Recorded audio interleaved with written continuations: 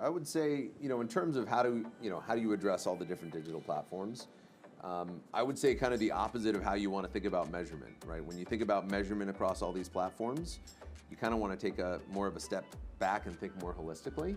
But as you're actually planning digital campaigns to augment your TV buy, you really need to think about each one of those platforms differently. So whether it's a different audience you're targeting on Facebook versus versus YouTube, you have to think about the formats, right? You have to think about someone's attention span on a mobile device, and on YouTube, if you have pre-roll versus TrueView, the creative needs to be different, and the way you think about it needs to be different. Yeah, and I think that those companies that kind of grew up in a direct marketing world are much more comfortable making that transition, right? Because they've grown up in a world, at least as it relates to TV, in terms of doing many different versions, right? And versioning by network, versioning by offer. And so it's really just an extension of that. So, just because it's a different spot length, it's not that big of a deal to them.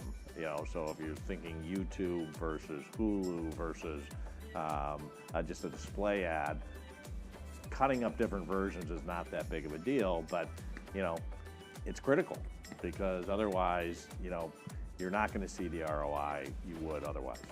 Right. Well, and on those digital platforms, there's an added layer of complexity of layering in the audience on top of that, right? So not only do you have all these different formats and lengths and calls to action and different buttons that you can use on different on different platforms, there is that notion of the way that you can segment audiences on those digital platforms, differently than you do with a TV buy.